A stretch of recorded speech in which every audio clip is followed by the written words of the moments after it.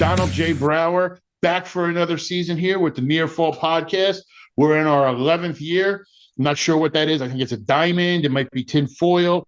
Who knows whatever that anniversary is, but we're back. We're loaded for bear this year. We got a ton of stuff going on. We have tons of coverage going on. We're going to be talking a lot about what we did with the site, what we have coming up, the podcast format, and some other things, some realignment. But before we do that, before we get to where we're going, we got to talk about the people who get us to where we are. And those are our sponsors. First, Champion Athletes. Dan Warnikoff, you've heard me talk to him and talk about him the last few years. You've heard me preach his name. If you haven't heard me talk about Dan Warnikoff, you must have the podcast muted. Dan Warnikoff and Champion Athletes, nutrition. Everybody talks about nutrition. It's such an underlooked part of the program. Everybody talks about the private workouts, getting into training. It's not. You need to fuel your body like the card is. Dan Warnikoff, Champion Athletes. Thank you again, Dan, for being one of the main sponsors this year. We have two new sponsors for the podcast. One people are going to know, and one has kind of come on the scene lately. First, the Harrington Companies. If you've ever heard of that name or that sounds familiar, it's a family of Ryan Harrington, a two-time undefeated state champion for Mendham, the Harrington Services and Demolition and Recycling, Harrington and Sons Paving, Hoffman Supply, Home and Garden Center. Those are the three things that will help you with Harrington because they're your home needs if you need something done. You want to get something demolished, you want to get an old house ripped apart, call Harrington Services. You want to get the area paved and redone, call Harrington and Sons. You want to make it look nice and pretty, Hoffman Supply, Home and Garden Center. The Harrington Companies. Thank you again to the Harrington family for their support through all the years. And finally, the Apex Wrestling School, founded in 2002, 4 New Jersey training facilities, and one right near MSG at Madison Square Garden. Hall of Fame alumni include Nick Soriano, Anthony Ashnault, and Shane Griffith. Founded by New Jersey wrestling legend Damian Logan and his teammate at Michigan, Dane Tabano. The Apex Wrestling School, more than just a wrestling club, because you're more than just a wrestler. Now, before we get into what's going on, I've getting a lot of questions about, hey, Don, I love your videos. Hey, Don, I love the podcast. Hey, Don, I love the live stream. Hey, Don, you're just a great guy. We understand that. My wife says that too, but we'll digress about that. People ask me how they can sponsor me. If you're interested in being a sponsor on one of our live streams or on one of the team pages or on one of the many things we do with social media, shoot me an email. Or fill out one of the sponsor sheets. You can shoot me the email on the top of the page, the admin at GardenStateHSWrestling.com. Or if you see an ad that's open on one of your team pages, click the link. It'll give you a sponsor form, which goes directly to me. Now, we're not looking to retire on this. So please, if you think it might be out of your price range, trust me, it's not. We're not like some other goofs who try to charge you per month and try to rip you off. You know, this is not like that. And trust me, I've heard that sales pitch has been going downhill with his sketchy car salesman lies. But if you'd like to be a part of one of our live streams, one of our county tournament coverage, if you'd like to be a part of one of the sites, give us a call. We're here to help. I am trying to spread the word about wrestling. And if you're interested, help me help you grow your business. Now, as I was talking about with the sites, the videos are being worked on. We're filming this on Sunday, December 3rd. I am in the dead set middle of my coverage for my videos. Tomorrow will be some of the longer loops and some of the reschedules due to some football games going a little long because you need, due to the time with how long kids can be out of practice. I gave those teams a little bit so they can have their full lineups. But we're right in the middle. They're being worked on as we speak. They're going to be going up before the season. They will all be up before the first match kicks off on December 14th. Which, can I make a plea to everybody out there who is involved and say, can we go back to just having it on the 16th? 2 more days, cuts into my time. It's a little rough. I'm going to be up on some all-nighters, drinking the dew, hanging out, getting all the videos done. So I will have them done by the 14th. Even though I'm filming on the 12th, I will have all the videos done on the 14th. That is my promise from me to you. Also, another thing I wanted to talk a little bit about is, people have asked me, they've looked. We kind of redesigned the site page a little bit. Nothing crazy, but there was a lot of people who had said that when the page would load, there was a lot of information per team page. So what we've done through the wonderful brainstorming of Jared, the podcasting legend, we've actually put on there a separate page so you could click on it and receive the archives. So everything you see on the main page is current to this year. If you'd like to see some stuff with the preview videos and everything, you could click on the link on the bottom of the page where it will say results from, et cetera, et cetera. So that way you'll be able to see it. It'll be more mobile friendly. And that's just kind of something we tinkered with a little bit this year. Another thing we're kind of doing more is we're going to be doing a lot of coverage of some tournaments and some live streams. I know we're still finalizing stuff, but especially before the new year, we're going to be doing first and third for the Mountain Lakes tournament. We're going to be up at Kittatinny, Morris Hills at Kittatinny. We're going to be doing Wayne Valley, Wayne Hills. I know we're going to be doing, speaking of Kittatinny, the Kittatinny Cougar Classic or the Lynn Crum Memorial. We're going to be doing on the 22nd, I just remembered, we're going to be doing a quad at Randolph that we'll be doing. We'll be broadcasting both mats on that. We'll be calling all the matches. And then we're going to be doing West Morris at Mount Olive, which is a great matchup from a year ago. Two schools that are literally 2 or 3 miles away from each other, and should be a great matchup early on in the season. Now that they're sharing a division, which kind of leads me in a little bit into my next, the division alignments. We've had some changes this year. Nothing too crazy, nothing in Passaic. They've been locked in, but we had a couple changes when you look at the NJAC and Skylands. Not so much in the NJAC, just a couple little flips here and there. As I was just saying, West Morris, they moved up from national. They traded down with Mendham, so Mendham is now in national. In the Freedom Division, Hackettstown moves up from the Colonial, which it's kind of funny.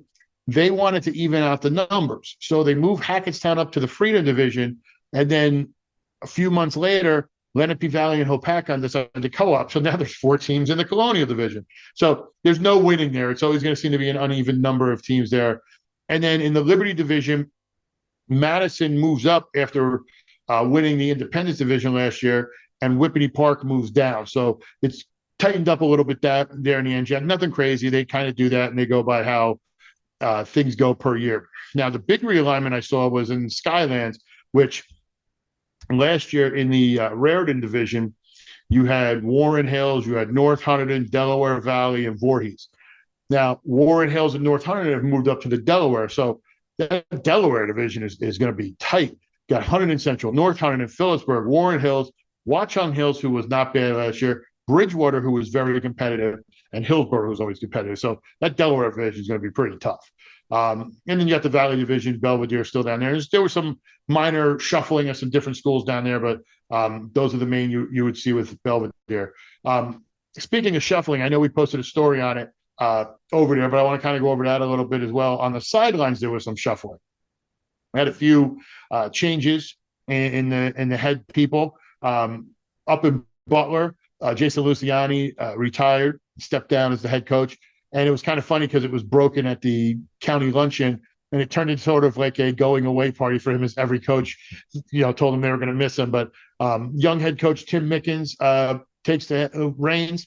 He's very excited to take over the team. He likes what they're doing. And Butler's one of those teams. They're in the NJIC. They're in a very winnable division. They always make a great run, and I look for him to continue that. Heading down the street a little bit to Jefferson, Matt Moscatello resigned. He wound up taking the coordinator of athletics position with West Morris. His family's over in that area. They live in that area district. I know his son's in the feeder program for Mount Olive, so closer to home. Is able to do some stuff. Stepping in for him is assistant coach, former assistant Chris Lance, who steps up, takes the reins.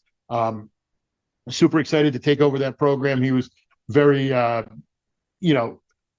excited to continue the legacy of Coach Moscatello and kind of bring a little slant to on his own. So he's super excited there. Then you head over to Montville. Coach John Cripp retires. 20 plus years at one job is amazing. And just the success he's had and the run he had, he wanted to spend time with family, obviously, and he just sidestepped down. It was his last year. There's a grind after a while. So he just kind of stepped down. Brian Capral steps in. Brian is well known in the community there. has the backing of the community, and really should keep this Montville team on a good run. So it's a great step there. A couple of the surprises, in a sense, if you look at North Hunterdon, I kind of had, like I said in the story, I kind of had a feeling Chris Tronka was going to step down. I knew he wanted to spend a little more time with his family. He kind of hinted, he didn't tell me anything straight up, but he kind of got that feeling. And he was doing the youth program for Warren Hills. So he had stepped down. Excuse me.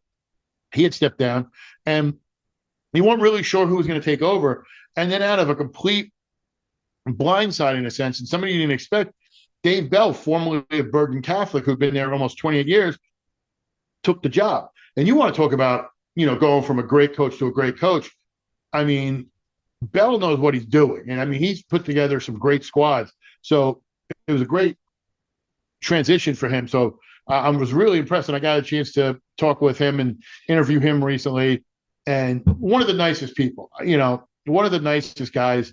And, super open, doesn't mind talking about, his ideas and his thoughts. So Dave Bell's going to be one of my favorites and kind of watch. Also in that area, same division, Phillipsburg. Brad Gensel stepped down. He's going to be an assistant coach. Tim Longacre, who was at the middle school, I think, or the youth program, he now steps in as the head man. And I don't think Phillipsburg is going to miss a beat because you're going to still have Gensel there, and Longacre was helping out. It's really more of a switch in names, if that makes sense. Both of them will be out there doing, great things. And I really like Phillipsburg, and I think they're going to be one of the top teams. I would not be surprised to see them in the Group 5 finals again.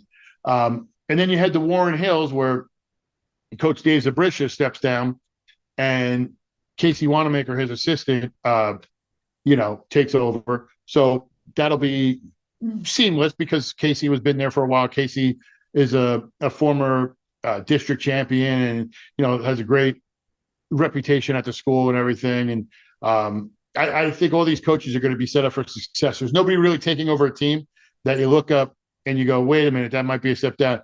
All are doing really well. The only thing, they just got to make sure they don't get caught with their pants down with any decisions or anything. So other than that, everything's been pretty smooth this year for off-season stuff, realistically. 6, when you think about how many teams there are in the area that I cover, it's not that much. And some of them you kind of see, you kind of look at and you go, okay, retirements, obviously, people want to retire and, get in a position. So 6, trust me, is really, really not that many. But good luck to all 6 of them. As I've filmed, 2 of them so far, and I'm going to be in the next day or so filming the other one. So I'll get more of a better outlook on how I think their teams are going to do with that. Another thing that's kind of going to change a little bit for the better, I hope, is the podcast format. We're still going to do like how we are. We're still going to ask the questions. We're going to kind of do more guests. I know people have asked. It was hard last year. We were trying to get some stuff together. I know next week we're going to have a guest. We're going to have Dan Warnikoff on talking about champion athletes and what he does and explain that. We are going to, in the near future, we're going to have one of our favorites, and I thoroughly enjoyed. I could talk to this man tons, but we're going to have Vin Russo come on and kind of go over some of the changes. There's been some changes in the rules. He's the head man for rules. They're going to him and a friend are going to come on. They're going to kind of talk a little bit about the rule changes, and then we're going to try to get some coaches on. We're going to try to do some different stuff with that and see how it goes. Another thing that you're going to notice a little different is we're going to have a new man. James Clark is still with us. James Clark's going to be doing some video and going to be doing some commentary, but Shane Dunn's also going to be doing a lot of commentary with us. He's going to be writing some stories and doing stuff. So we want to welcome Shane Dunn back to the team. Having him there is invaluable. So we're going to get him out and doing some stuff and see what Shane can do. Shane was the voice of North Hunterdon for a long time. And, I think Shane is a very talented announcer. And I think Shane's going to do a hell of a job for us. So, you're going to hear me on a lot of stuff, but there might be some stuff where, I'm going to let Shane and James do some stuff just that way. they can get out there and spread the word. And it's also in the long run going to help us be able to cover more stuff.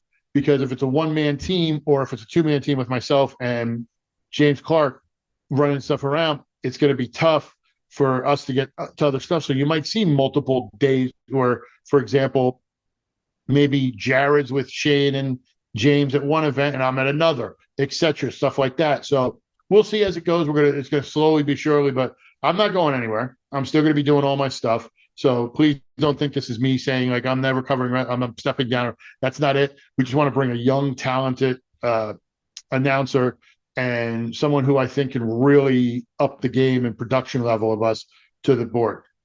Now, speaking of the production level and stuff like that, why are you not following us on YouTube? Like and subscribe. You see that right there? Like and subscribe. That'll help you with so many ways. You'll know when our videos go up. You'll know when we do the live streams. You'll get notified when any content we put up goes up, whether that could be a live stream event, that could be a video we do for the previews, that could be a special edition podcast where maybe I'm at an event and I get a word with one of the coaches or a big win or something like that, or an interview with somebody. You never know. Like and subscribe. It's right there on the bottom. Ding, ding, ding, ding. Also, follow us on X or Twitter. I don't know what they're calling it this week. Elon Musk is killing me with whatever it's called, but follow us on X or Twitter. That way you also get the notifications there. We're on Instagram, Garden State HS Wrestling. Follow us on there. We're on Threads. I don't know if Threads is still a thing or if that, died quicker than Classic Coke and New Coke. I don't know. We still have it. But, yeah, like I said, I'm here to bring you the wrestling news all season long. And no matter what happens, no matter who tries to stop me, it ain't happening because I'm not here for them. I'm here for you. I'm here for the wrestling fan. That's all I am down deep. I'm a wrestling fan. I love watching wrestling and going and covering the matches. It's just a bonus that this is my job. So thank you. Thank you for everything you've done. Thank you for the kind words. Thank you for everything you've done in the offseason. It recharges me. It's like I'm fully ready to go. I'm like, ready to go. But before I get too hyped, I'm going to wrap this up because I got a long week of filming ahead and I got some editing to do and everything. But for Jared, the podcasting legend, I'm Donald J. Brower. Near fall, the Garden State HS Wrestling.com podcast is here, and we'll see you next week.